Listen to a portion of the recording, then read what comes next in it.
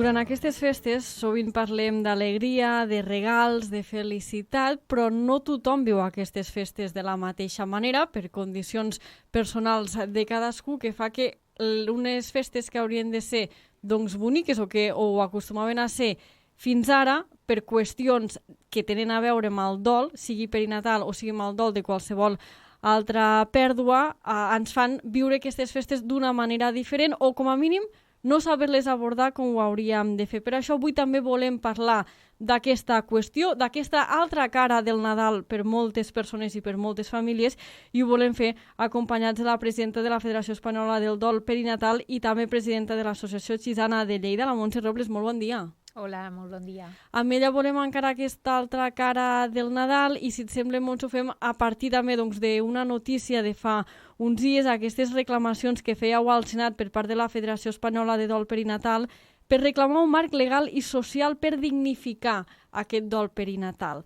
Entenc que encara no està dignificat? No, desgraciadament encara segueix sent tabú. Encara segueix sent un dol desautoritzat perquè la pèrdua no és reconeguda a la societat i és un dol, diguéssim, minimitzat.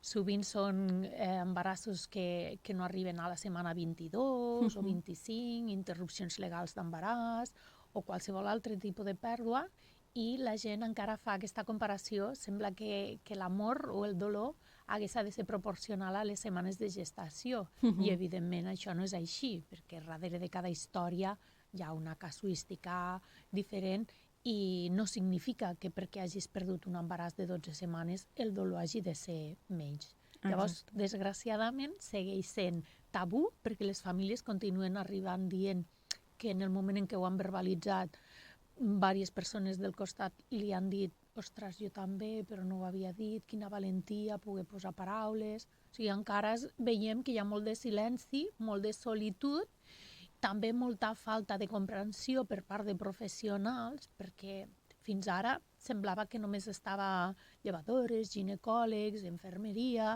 al voltant de les pèrdues perinatals, però avui en dia sabem que no. Personal de funerària, personal de registre civil, treballadores socials, mestres d'escola. Ostres, recentment jo veia algunes notícies d'inclús metgesses que deien «És que he tingut un abort i he hagut d'acabar la guàrdia sabent que estava ja sense bater». Jo crec que això... Però això és inhumà. Això no ho hem de deixar passar. Jo quan ho llegia se'm posaven els pèls de punta, no? Continua passant, se continuen minimitzant aquestes pèrdues de primer trimestre, sobretot, que són les més maltractades. Per tant, responent a la pregunta que ja m'he avançat, la veritat és que sí, segueix sent tabú i segueix sent minimitzat i no està gens dignificat. Per això encara ens diuen fins als 3 primers mesos no diguis res? Bueno, això és com una cosa que jo no sé ben bé d'on ha sortit, perquè les persones que treballem amb el dol gestacional sabem de sobres que aquestes pèrdues poden passar en qualsevol moment de l'embaràs. Sembla que el primer trimestre... És el més perillós, no? Però no és així. Sí que és cert que la majoria d'aquestes pèrdues són en el primer trimestre, però és que passen en el segon i passen just abans del part. Inclús passen després de dies d'haver nascut la criatura, per lo que sigui, per una infecció, per una malaltia que no s'havia detectat. O perquè s'ha ofegat amb el cordó. Exacte, en el moment del part hi ha un despreniment de placenta, una ruptura uterina, un munt de coses que poden passar, que no cal que assustem a ningú, també cal dir-ho, però és que no és només en aquest primer trimestre. Llavors, jo crec que és algo que en els grups de dol sempre surt. Ja, jo pensava que passades les primeres 12 setmanes ja ho podia dir i tot just ho diuen i després resulta que a la 14, a la 16, a la 18 ja la pèrdua. Clar, però el fet de que el que es digui és no ho diguis, perquè hi ha perill, el que t'estan d'alguna manera advertint és com, si et passa alguna cosa, el dol te l'hauràs de passar per tu, perquè no ho hauràs dit a ningú, justament perquè no haver-ho de compartir. És que el que ens estan dient és això. Claro. I avui en dia sabem que, almenys en matèria de dol, és tot el contrari. Compartir ens ajuda, quan parlem en els grups de suport veure'ns, no?, emmirallades en altres mares, en altres famílies que estan passant per lo mateix. Sabem que això ajuda a normalitzar, a saber que no m'estic tornant boja, a saber que no sóc l'única, inclús a posar en marxa estratègies que a mi sola potser no se m'haguessin acudit, no?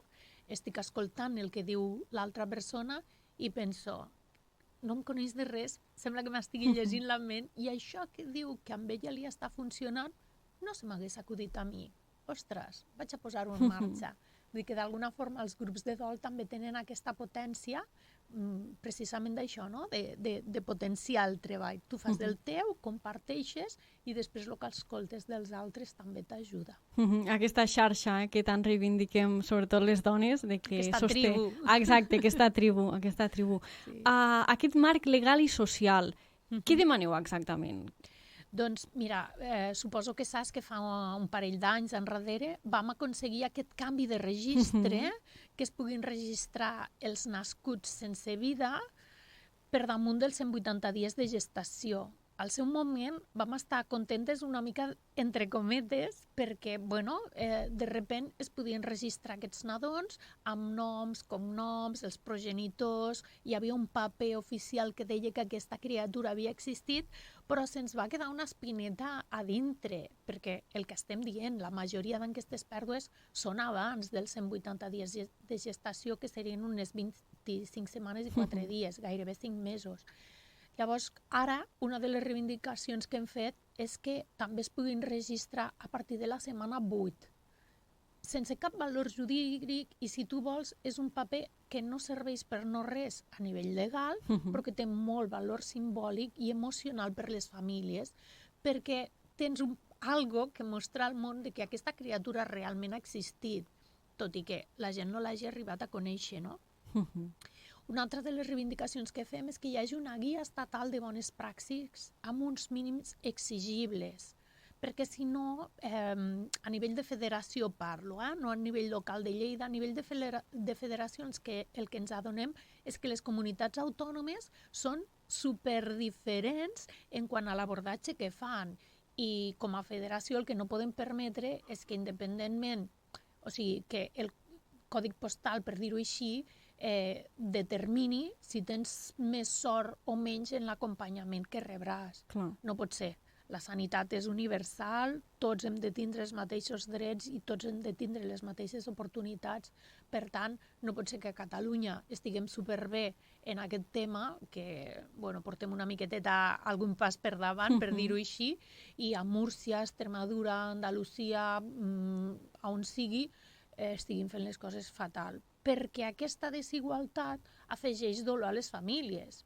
Avui en dia les xarxes socials, doncs elles entren, veuen que haguessin tingut la possibilitat d'estar amb la criatura, de fer fotos, de fer un enterrament privat a la setmana 14, llavors és com, a mi no m'ho van dir, m'han tret, no?, la possibilitat d'això. Llavors aquesta desigualtat genera més patiment. Per tant, uns mínims exigibles que siguin per a tothom igual, i matisem que no sigui tant un protocol hospitalari, sinó una guia de bones praxis, perquè sempre és més flexible i es pot personalitzar més. Després, una altra cosa que creiem que és importantíssima és que hi hagi un registre estadístic. Des d'ara se registren les morts des de la setmana 22. Parlo estadísticament, Voldríem que més avall d'aquesta setmana 22 també registressin. I per què és important això? Si no registrem totes les morts que hi ha abans de la setmana 22, continuarà havent una infradeclaració. Si hi ha una infradeclaració, continuarà havent uns infrapressupostos i no donen la magnitud real de la quantitat de pèrdues que hi ha, queden allà en el limbo i no estem sent conscients de la quantitat de famílies que cada dia travessen per això arreu del territori. Llavors, superimportant poder recollir estadísticament també aquestes pèrdues. Després, una altra part en la que veiem que hi ha molta desigualtat és en el nivell, les funeràries, i el que cobre cada funerària en cada territori per incinerar un bebè de 18 setmanes, de 25, de 31, No pot ser que aquí, per dir alguna cosa, siguin 300 o 400 euros, a Barcelona estem parlant de 3.000 o 4.000 euros, a segons quina zona puguin arribar a 6.000 euros, o sigui, és totalment de bojos, no? O sigui, unificar... Inclús vam demanar la baixada de l'IVA, perquè ja ens van dir al Senat que havíem anat amb un batalló que havíem sigut molt ambicioses demanant. Nosaltres, en la boca petita, pensàvem ja estarem a temps després. Clar, de retallar. De retallar, però d'entrada posem damunt de la taula tot el que volem reivindicar, perquè pots comptar que arribar al Senado no és gens fàcil. Llavors, ja que estàvem allí, anem a dir-ho tot. Una altra cosa que també era important per unificar era el cribado neonatal que es fa de les malalties, perquè, com dèiem abans, hi ha alguns bebès que moren a posterior d'haver nascut degut a malalties endocrinometabòliques, i hi ha una diferència molt gran a nivell de comunitats autònomes de les malalties que es fan. La proveta del taló, que tothom coneix, doncs hi ha molta diversitat en funció d'una comunitat autònoma amb una altra. Tornem a estar en què tens més sort o menys, depenent del teu còdig postal. Llavors això també ho vam unificar i que s'incloguin el màxim a tot arreu. I l'última va ser aquest reconeixement jurídic de les famílies que nosaltres en diem huérfiles, no? que queden orfes de fills, perquè creiem que també és important reconèixer aquest dret a poder estar de baixa, a poder recuperar-se, doler-se, el que convingui, perquè és evident que no podem estar bé en qüestió de 3 dies per tornar a treballar. El cor estarà trencat per molt de temps. Cada família, cada persona tindrà el seu temps. Això ja ho sabem. Però a nivell cognitiu un tampoc està per tornar a treballar. I aquesta va ser la darrera de les reivindicacions, que tant de bo la poguéssim aconseguir, perquè era la proporcionalitat en les baixes. Avui en dia sabem que per damunt dels 180 dies de gestació la mare gestant té dret a la baixa sencera de les 17 setmanes, però per sota d'aquests 180 dies no té dret la mare. El pare en cap cas, o sigui, és una aberració, però és que la mare per sota dels 180 dies no té dret a la baixa. Llavors, hauràs passat per un part, pot ser que tinguis inclús pujada de llet. L'altre dia feia una primera entrevista d'una pèrdua de 14 setmanes i la mare em deia que jo vaig tindre ingurgitació mamària, em va pujar la llet, vaig parir i no tinc dret a res, no? Llavors vam presentar com la proposta d'una proporcionalitat de primer trimestre, 5 setmanes, de segon trimestre, 2 setmanes, i de tercer trimestre, les 17 que hi ha. A veure què ens acceptaran de tot això. Quina creus que ara per ara pot tenir més recorregut? Doncs, mira, darrere de bambalines, per dir-ho així, quan se va acabar la compareixença, que es van apropar els diferents grups parlamentaris, i en aquest cas en el Senado és majoria absoluta el PP, doncs es van apropar i ens van dir que els hi semblaven absolutament totes importantíssimes, que les havien de desgranar totes, que els hi féssim arribar per escrit inclús guies de bones praxis que ja coneixéssim que estaven funcionant, i ara el que hem de ser és com a molt curoses i molt intel·ligents a veure de tot això cap a on dirigim cadascuna de les demandes. Algunes potser entren per família, unes altres per salut, unes altres per drets socials. Llavors ara hem de deixar baixar aquest suflé i posar tot damunt de la taula i veure cap a quina diana dirigim cadascuna.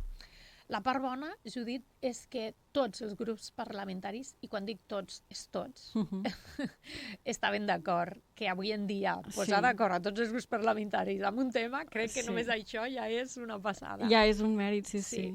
O sigui que anem a veure ara, després de festes, com aterrem tot això i en quina diana dirigim cadascuna de les demandes. Perfecte. Ho dèiem abans, aquestes reclamacions es van fer just abans de començar les festes de Nadal. Veurem després de les festes com es van encarrilant. Clar, mentrestant, i aprofitant que avui et tenim aquí amb nosaltres, si tenim algun oient que estigui passant per aquest procés, i digui jo és que no em veig amb cor de celebrar les festes, no vull, no em ve de gust, com les pot afrontar, com ho ha de fer? Clar, la paraula celebrar, Clar, quan estem en dol, ja és només... molt complicat. Exacte. Les paraules en dol depèn de com se queden gravades a foc, no? Llavors, celebrar, no? Com transitem aquestes festes, no? Com no ens tornem bojos i arranquem la fulla del calendari aquests dies, que sí? Doncs nosaltres sempre parlem d'aquesta part simbòlica, no? De trobar una forma simbòlica de tindre present a la persona que hem perdut, que ens falta a la taula, aquesta cadira buida que sempre anomenem. Pot ser cadascuna de les famílies busca com fer-ho, no? Però de vegades és una espelma enmig de la taula. Hi ha famílies que ho fan molt explícit i posen directament la foto davant de la cadira on s'assentava aquesta persona. Pot ser un element extra al pessebre, com un angelet extra, pot ser una estrelleta diferent a l'arbre amb el nom de la persona, pot ser un racó de casa que hem decidit posar-hi una foto, una espelma, un incens, unes flors fresques, i jo porto la mirada cap allí durant la sobretaula. Inclús hi ha famílies que utilitzen el plat que més li agradava a la persona que ens falta, no? I recordo una família que la persona que faltava era l'especialista de les truites de patates en aquella família, no? Llavors, ells sempre deien, per Nadal a casa nostra no falta la truita de patates. Per què? Ara se'm posen els pèls de punta que no ho esteu veient. I el marit d'aquesta noia deia, és que en el moment en què la traiem es fa un silenci, però tothom entén que és la nostra forma de fer-la present. I encara que sigui difícil com desfer aquest nus que es fa del silenci, als moments la gent s'abraça, cau una llàgrima, s'entelen els ulls, però després de seguida sempre surt alguna frase de «Vinga, va, a veure què opinaria ella de la d'enguany, a veure què tal ens ha quedat». I sempre és més fàcil desfer aquest nus quan hem permès que aquestes emocions surtin que no si tothom intenta fer veure que aquí no passa res i tothom està amb aquest tancament de pit, de cor, d'emocions, no? Jo sé que tu estàs malament, tu saps que jo també, el mur de silenci aquí al mig i tothom superincòmodo, no? Amb unes converses de vegades de sobretaula, de coses que són molt, de vegades inclús absurdes, banals, no? Banals sí. totalment, i tu pensant allí, jo què faig aquí i tal, no? Pues aquesta forma simbòlica de tindre's presents en el brindis, en tot el plat, tot això funciona molt bé i de vegades, Judit, cal fer alguna totalment diferent i pot ser fer un viatge, marxar lluny, aquest any no em veig encara, no com una fugida, que si és una fugida tampoc passarà res, ja em tornaré a plantejar l'any que ve què vull fer, no passa res. Amb dol, tot allò que ens ajudi a graduar el dolor i ens permet sobreviure un dia més amb una certa serenor, benvingut sigui amb dol. I de vegades és conscientment. Ens apeteix marxar fora, ens apeteix marxar a un lloc on no hi hagi massa músiques, massa llums al carrer, massa decoracions, perquè les persones en dol, en aquests dies, la hipersensibilitat que tenen, pròpia i normal i esperable d'un procés de dol, ostres, sortir al carrer i tant soroll, tant moviment, és molt abrumador. O sigui que de vegades també està bé fer això, com a fugida perquè és el primer any, per què no? O com a acte conscient de poso un límit, me respecto i decideixo que aquest any no me quedo. Per què no? Pot estar bé també. Qualsevol cosa, com te deia, que ens ajudi a graduar i a portar mitjanament bé el dia. I a mi m'agrada dir aquests dies, no? Quan trobo les persones que acompanyo, sempre els desitjo que tinguin les millors festes possibles, perquè aquestes bones festes, bones festes, no seran bones. Anem a sobreviure-les, intentem passar-les el millor possible i per què no? Coses que també fem mentre estem en dol, que és un dia és un dia. El 25 és un dia, com qualsevol altre. Mhm. No té més hores que el 23, ni té més hores que el 17. Sí, sí. És un dia com un altre. Tot al final té aquest valor que nosaltres li afegim extra, no?